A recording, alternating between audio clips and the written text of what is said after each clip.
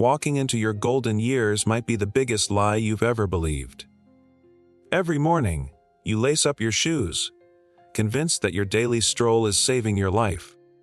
But what if it's quietly dismantling everything you're trying to protect? Behind the peaceful rhythm of your footsteps hides a truth too few are ready to hear. Walking alone after 70 could be pushing you closer to frailty, not away from it. Doctors are no longer sugarcoating it. They're raising the alarm. Walking isn't enough. Worse, it might be part of the problem. Your muscles are fading. Your balance is slipping, your joints are cracking, and yet every lap around the block feels like progress. But progress without power is a trap. This isn't fear-mongering. It's a wake-up call. Because buried in the myth of just keep moving is the price of ignoring the right kind of movement. You need more. You deserve more. And there is hope. We're about to show you 5 powerful tools that can protect your strength, restore your independence, and reignite your vitality. This isn't about abandoning walking. It's about not depending on it. Your comeback begins now. At 91, Rose Johnson's world almost ended with a single sound. A crack. Her hip shattered on the kitchen floor, a sharp betrayal from the body she once trusted. One slip, one fall. The kind of fall that robs thousands of seniors of their freedom every year. But Rose wasn't ready to disappear. Just 3 years earlier, she walked every morning through her quiet neighborhood, waving at the mailman, humming her favorite tune. Walking was her sanctuary, until it became her prison. Her legs grew weaker, her balance unsteady, her joints stiff like rusted hinges. And no one warned her. Not until it was too late. Her doctor didn't hold back. Rose, walking isn't saving you. It's letting you fall apart. So she fought back. No gym, no fancy gear. Just sheer determination and a resistance band from her grandson. She started small. Light squats in her bedroom, simple stretches by the window, core holds during the evening news. Her body trembled. Her breath faltered. But she refused to stop. Weeks turned into months. Her back straightened. Her steps grew steady. She lifted a flower pot without pain, reached for the cupboard without wobbling, danced with her great-granddaughter on the patio, and laughed. Now at 94, Rose doesn't just walk, she thrives. She tends to her garden, lifts groceries, climbs stairs with ease, her strength rebuilt, her balance firm, her flexibility restored, her joy returned. But more than anything, Rose became proof, a living, breathing testament, that age doesn't mean defeat. That decline isn't inevitable. That no matter how far you've slipped, it's never too late to rise. Her story isn't rare. It's just rarely told. She's not a superhero. She's you. She's your mother, your neighbor, your future. And if she can fight back, so can you. Every step used to bring Raymond Clark peace. At 77, the short walk to his neighborhood bakery, the warm sunlight on his face. It was his daily ritual. But slowly, his knees began to betray him. First a twinge, then a throb. Eventually, every walk felt like grinding glass. He brushed it off. Just old age, he muttered. But his body knew better. Each footfall was silently eroding the last line of defense between bone and bone, his cartilage. With age, that precious padding thins, joint fluid dries, and every step becomes a shockwave. Walking, though gentle in theory, becomes a relentless hammer when done in repetition without variety. His doctor didn't sugarcoat it. Raymond, your joints aren't aging. They're under attack. He didn't need to stop moving. He needed to move smarter. So he swapped pavement for water. At the community pool, he started with slow laps. The water cradled his joints, letting his muscles work without pain. On rainy days, he cycled in place in his garage, pedals gliding under soft music. When he craved calm, he practiced Tai Chi on the patio, graceful movements flowing like wind through trees. In weeks, the difference was night and day. The searing pain dulled to a whisper. His knees no longer screamed as he climbed stairs. His back stopped aching after a simple grocery run. Even his feet, once inflamed and tender, felt light again. Low impact doesn't mean low effort. It means targeted, thoughtful, healing movement that honors your joints instead of punishing them. Swimming, cycling, Tai Chi, chair stretches, leg lifts. These aren't gentle because you're weak. They're powerful because you're wise. Raymond no longer limps past the bakery. He walks tall, bag in hand, pain-free and proud. If walking alone is making your joints cry out, it's not a failure. It's a signal. Listen, because it's never too late to change the way you move. Your body isn't broken. It just needs a new rhythm. One that soothes instead of strikes. Imagine this: you're 72, hauling a bag of groceries from the car. The plastic stretches in your hands. Your arms tremble like violin strings. The apples inside shift, and before you can react, the bag drops, rolling produce across your driveway like scattered marbles. You walk 2 miles a day. But where's your strength? Here's the truth most seniors never hear: walking doesn't stop muscle loss. After 70, your body sheds 1–2% of its muscle mass each year, especially in your upper body. Your legs may move, but your arms, back, chest, they slowly wither.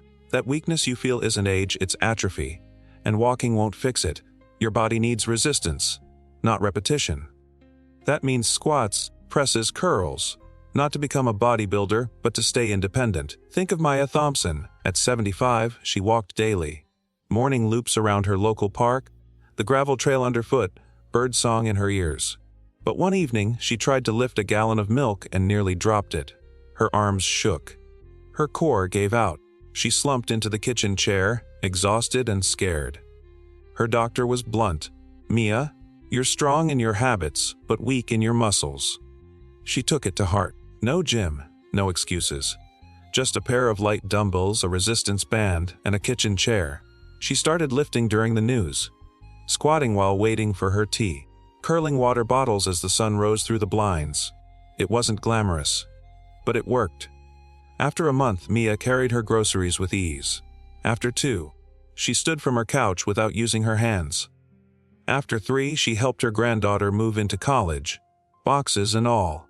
Muscle is more than movement. It's your shield, your dignity, your ability to live without fear. Strength training isn't optional. It's essential. Start small. Curl a soup can. Squat beside your bed. Press your arms overhead. Build slowly, consistently. The burn you feel, that's not pain. That's proof you're alive, rebuilding from the inside out. Every rep is resistance to decay. And the greatest part? Strength doesn't care how old you are. It only cares that you begin. It started small.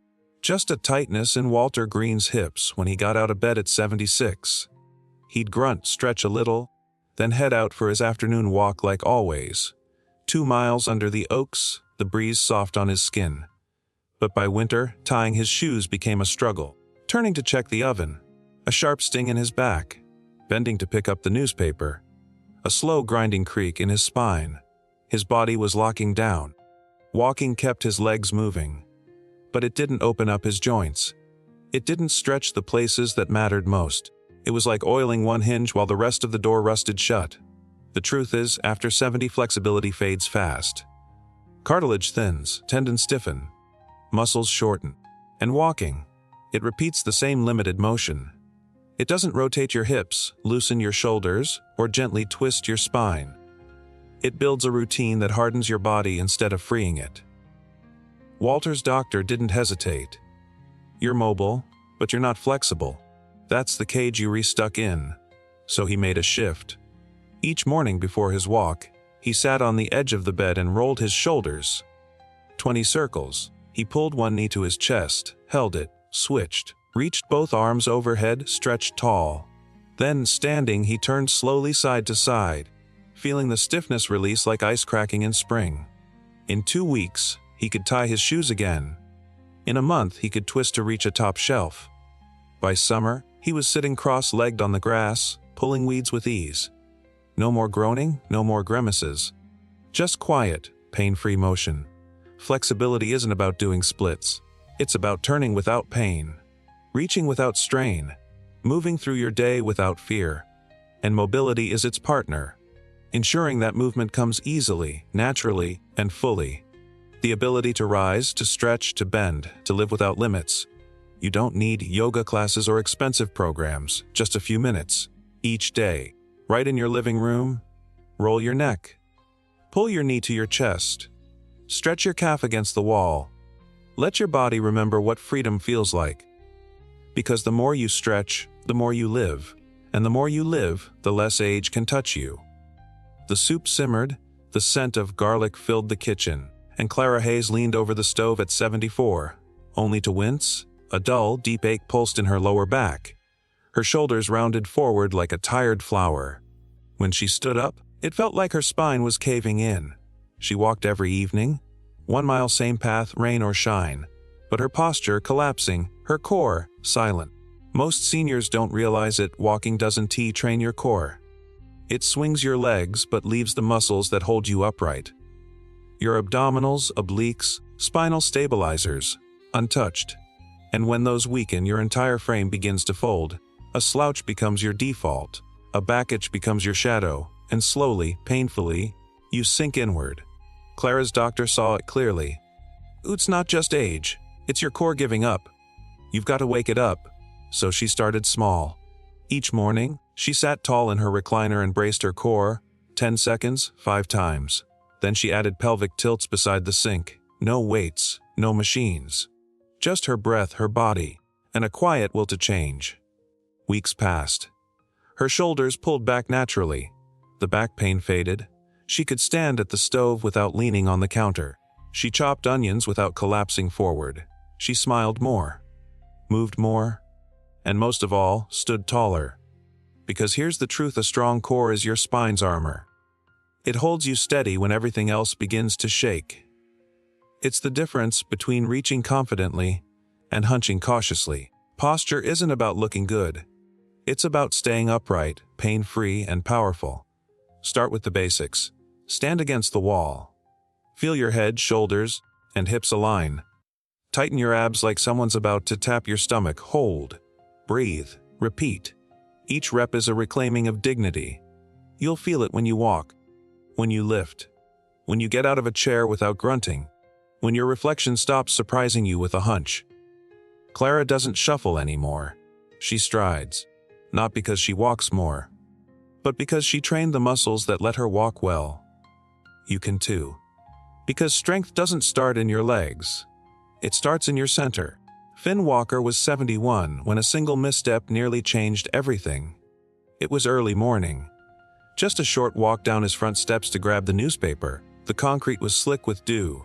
His foot slid, his arms flailed, and for a terrifying second, the world tilted. He caught the railing just in time. His heart pounded. His legs shook. And in that moment, he realized walking had never prepared him for this. He walked 3 laps around the block every day, rain or shine. But walking is forward motion, not reactive motion. It doesn't train the tiny stabilizing muscles in your ankles, feet, and core. It doesn't teach you to recover from a wobble. It doesn't train your reflexes to catch yourself mid-fall. His doctor was clear: balance isn't luck. It's a skill, and you're not training it. So Finn started simple. He stood at the kitchen counter, lifted 1 foot, held for 10 seconds. Wobbled, laughed, tried again, then heel-to-toe walks across the hallway rug. Side-to-side weight shifts by the sink. Each move was awkward at first, humbling. But every day he got steadier. After 2 weeks, he could slip on his socks without holding onto the dresser. A month later, he reached for the top shelf without tipping sideways. By spring, he walked confidently across uneven sidewalks. No stagger, no panic. And his smile said it all: trust my body again. The truth: falls after 70 aren't rare. They're predictable. 30% of seniors fall every year. But balance training can cut that risk nearly in half. Not with hours at a gym, but with tiny, daily moments of focused practice. Stand on 1 foot while brushing your teeth. Walk heel to toe down the hallway. Shift your weight side to side while holding a chair. Close your eyes. Stretch the hold. Challenge your body to respond. Because walking might move you forward, but balance training keeps you from going down. Don't wait until a near miss wakes you up. Start now. Quiet, small, intentional movements that retrain your brain and body to work as one. So the next time the floor shifts, you don't. Because steadiness isn't just a feeling. It's freedom. Every day, you lace up your sneakers, convinced you're doing the right thing. A brisk walk around the neighborhood, the same path you've followed for years. People wave. Birds chirp, it feels healthy. But what if it's not? What if those steps aren't preserving your strength, but slowly unraveling it? After 70, your body changes in ways walking alone can't fix, and in some cases, might even accelerate the decline. Let's break the myth. Walking has long been crowned the ideal senior exercise. But here's what your doctor might not be telling you. It doesn't strengthen upper body muscles. It doesn't prevent balance loss. It doesn't protect joints from repetitive strain. And it doesn't support your spine as posture fades. In fact, walking too much, too often, without any complementary training, can lead to muscle loss in the arms and torso, joint wear in knees, hips, and ankles, increased fall risk due to poor balance and reflexes, postural decline from a weak core, stiffness from repetitive, limited range motion. No one's saying stop walking. But if walking is all you do, you're not training, you're coasting. And with age, coasting leads downhill. Take Ellie Turner. He walked every day, rain or shine, 2 miles around the lake. It was his routine, his pride, until he slipped reaching for a box of cereal, his legs unable to catch him. In the he asked, "How?" "I walk every day." His doctor answered, "And that's all you do." That's the problem.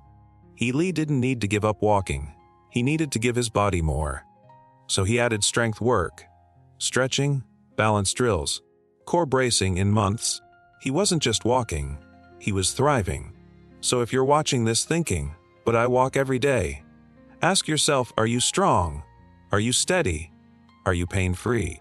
If the answer is no, walking isn't enough. You need to train, to resist time, to fight the slow fade that walking can't stop. Because motion alone doesn't equal strength, and repetition without resistance is a slow surrender.